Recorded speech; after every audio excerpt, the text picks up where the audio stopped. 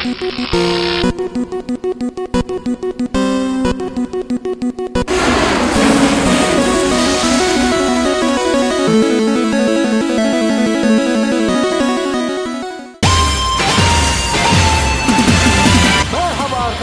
kanala hoş geldiniz. Bu videoda sizlerle beraber efsane Pokemon Charizard'ı yapacağız. Hadi başlayalım o zaman. Charizard yapmak için malzemeleri veriyorum. Alüminyum folyo, polimer kil, modelleme aletleri, bakır tel ve keskin. Hadi başlayalım o zaman. Öncelikle alüminyum folyo ile Charizard'ın gövde ve bacaklarını oluşturuyoruz. Sonra oluşturduğumuz bu gövdenin etrafını kilimiz ile kaplıyoruz.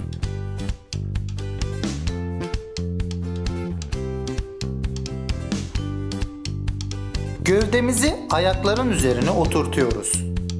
Ayaklara kabaca şekil veriyoruz. Fazlalık kısımlarını da alıyoruz. Bacaklarındaki kıvrımları oluşturup hatları yumuşatıyoruz. Aynı şeyi dizlere de yapıyoruz. Ayak parmaklarını oluşturup belirginleştiriyoruz. Tırnaklarını oluşturup parmaklara yapıştırıyoruz. Aynı işlemleri diğer ayak için de uyguluyoruz. Kafasına yaklaşık bir şekil veriyoruz. Ve boynuzlarını kafasına yapıştırıyoruz. Gözlerini ve burun deliklerini oluşturuyoruz. Ağız çizgisini belirleyip bıçağımızla kesiyoruz.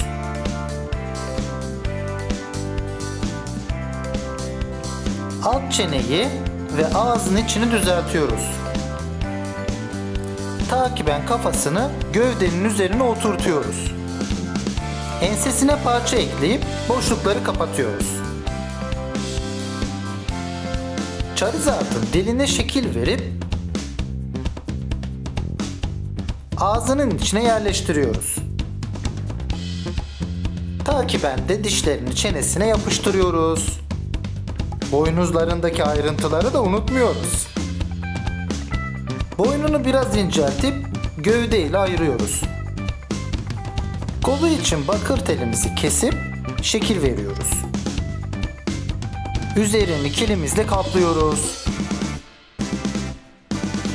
Parmaklarının boğumlarını oluşturup istediğimiz şekli veriyoruz.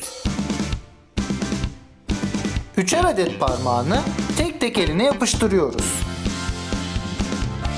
Kolunu kalınlaştırıp son şeklini veriyoruz. Hazırladığımız kollarını vücuduna yerleştiriyoruz. Omuzları için kolların üzerine parça koyup iyice yerleştiriyoruz.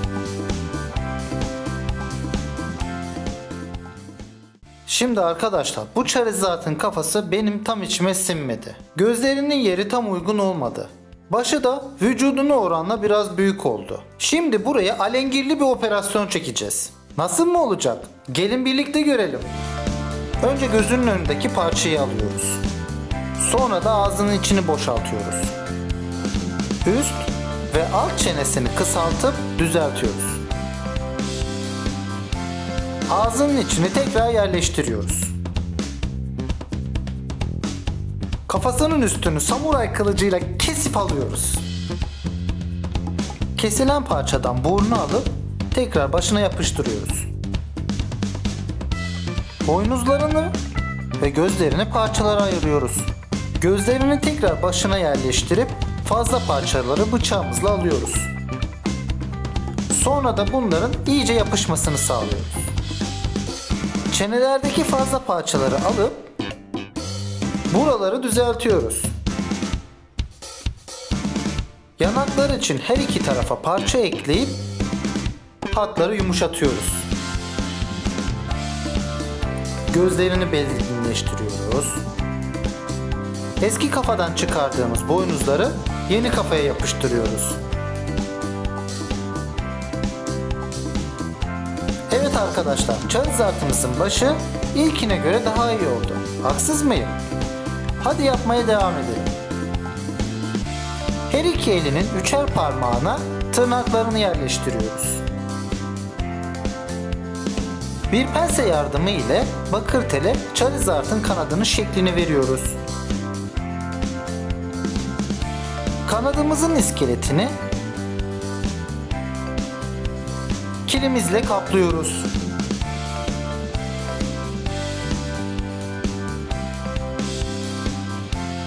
İnceltip düzleştirdiğimiz kilimizi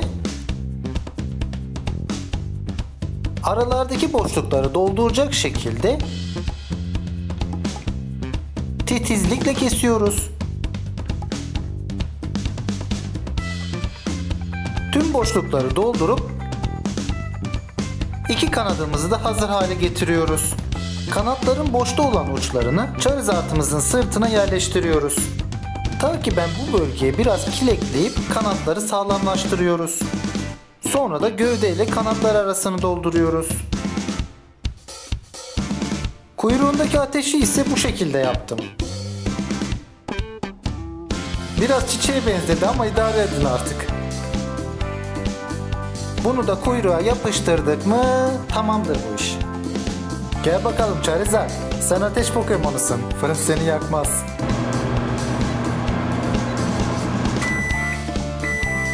Charizard'ımız fırından çıktı. Şimdi boyama zamanı. Umarım turuncu boyam sana yeter. Ey be Charizard, ben senin Charmander'kenki halini bilirim be. Eş seni bulduğunda yağmurun altında soğukta üşüyordun. Seni aldı hastaneye götürdü, iyileştirdi. En güvendiği Pokemon'lardan biri oldun. Her boşa sıkıştığında seni seçerdi. Sen de onun güvenini boşa çıkarmazdın. Sonra Charmeleon olunca böyle bir ergen tripleri, böyle bir afra tafra. Hele ki Charizard olunca iyice burnundan kıl aldırmaz oldu. Savaşlarda savaşmaz, eşin yardımına koşmaz. Onun için kanadını bile kaldırmaz oldun be. Ne zaman ki eşin sözünü dinlemeye başladın, o zaman da Pokemon'u yayından kaldırdılar. Çocuğun biri ben Pikachu'yum diye balkondan atlamış. Ya arkadaş, Charizard'ım de atla. Ya Pikachu uçuyor mu? Karnını ve kuyruğunun altını krem rengiyle boyuyoruz. Charizard yaklaşık 1.70 boylarında ve 90 kilo civarındadır. Kanatlarının içini yeşil renkle boyadım. Aslına bakarsanız orijinal rengi yeşille mavi arasında bir ton. Bu Charizard'ın sonraki bölümlerde Mega Charizard X ve Mega Charizard Y versiyonları çıkmış. Giantamax Charizard bile çıkmış. Ağzının içi bordo. Charizard'ın türü Fire Flying şeklinde geçer. Neyse, boyamamıza devam edelim. Dili pembe. Göz bebekleri siyah. Ayak tırnakları. El tırnakları. Ve dişleri beyaz. Gözünün içi, gözündeki ışıltı beyaz.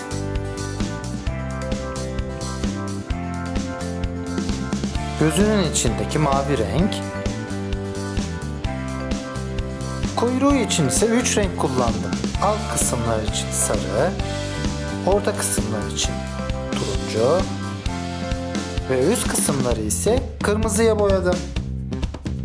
Charizard'ımız hazır. Seni seçtim Charizard. Pikachu kaşınma. Pika pika. Arkadaşlar, kanala abone olursanız size teşekkür ederim. Kanalda görmek istediğiniz figürü yorumlar bölümüne yazabilirsiniz. Videomu beğenerek bana destek olabilirsiniz.